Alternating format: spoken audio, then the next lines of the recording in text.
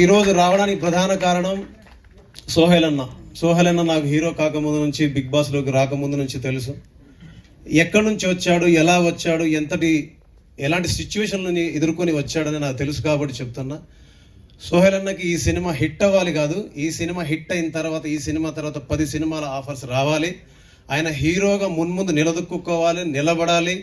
మనందరికీ ఇకపైన హీరోగా ఆయన సినిమాలు చేస్తూనే ఉండాలి, ఎంటర్టైన్ చేస్తూనే ఉండాలి, వినోదం పంచుతూనే ఉండాలి. అది ఆ వినోదాన్ని మనందరం ఆనందిస్తూనే ఉండాలి అని మనస్ఫూర్తిగా కోరుకుంటున్నాను. ఎందుకంటే అందరం అక్కడి నుంచి వచ్చిన వాళ్ళమే కాబట్టి. ఇకపోతే పడ్డవాడు ఎప్పుడు చెడ్డవాడు కాదని ఈ మధ్య మనందరికీ నిరూపించిన శివాజీ సార్ మన కళ్ళ ముందు ఒక ఆదర్శం, మనందరికీ ఒక ఆదర్శంగా నిలబడ్డటువంటి శివాజీ సార్, మీతో కలిసి కూడా రేపు నా పాటల్ని పంచుకోబోతున్నాను అండ్ నా సంగీతాన్ని పంచుకోబోతున్నాను. దేవుడి దయ వల్ల ఈరోజు ఇక్కడ మీకు శుభాకాంక్షలు చెప్పే అవకాశం దక్కింది. సోహెల్ అన్నకు థ్యాంక్ యూ అన్న. మీరు నన్ను సార్ మీకు మనస్ఫూర్తిగా శుభాకాంక్షలు. #90 అయితే ఇప్పుడు నెక్స్ట్ లెవెల్ ట్రెండ్ నడుస్తుంది. అండ్ బిగ్ బాస్లో మీరు ఒకటైతే మీకు చెప్తానండి, ఎవరు ఎక్కువ అనుకోకండి. బిగ్ బాస్లో నేను చాలా తక్కువ చూడడం, చాలా తక్కువ చూడడం.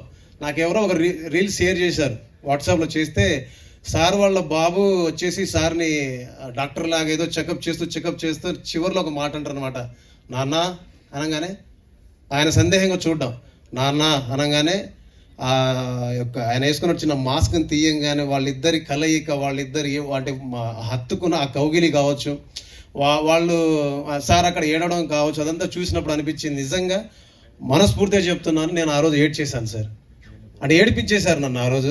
సో అప్పుడు అనిపించింది పడ్డవాడు ఎప్పుడు చెడ్డవాడు కాదని. ఇవాళ మీరే మా అందరికీ ఆదర్శం అని నేను నమ్ముతున్నా. ఇది నిజమని మీరందరూ భావిస్తున్నారని నమ్ముతున్నా. సీను సార్ రండి.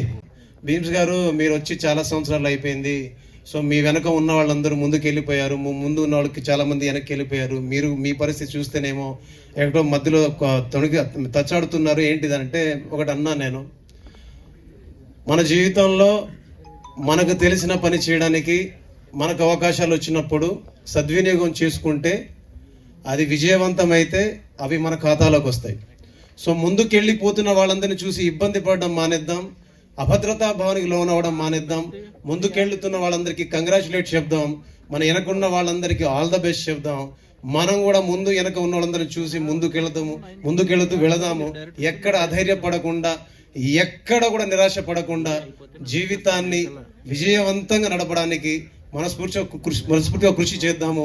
కాబట్టి ఒకటే ఇది ఎందుకు చెప్తున్నానంటే, ఈ మాట ఎందుకు చెప్తున్నానంటే, కనిపించేదంతా, మనకు కనపడేదంతా, మనకు వినిపించేదంతా సులభంగా సౌలభ్యంగా ఏది ఉండదు. ఏది చెయ్యాలన్నా అది కష్టమే ఉంటుంది, అక్కడ నష్టము ఉంటుంది.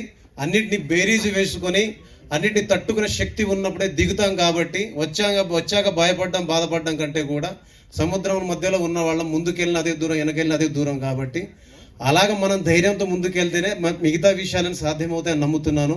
ఇది ఎందుకు చెప్తున్నా అంటే, ఈ సినిమాలో చాలా మంది కొత్త వాళ్ళు ఉన్నారు, ఈ సినిమాలో కొత్త ప్రొడ్యూసర్ ఉన్నారు.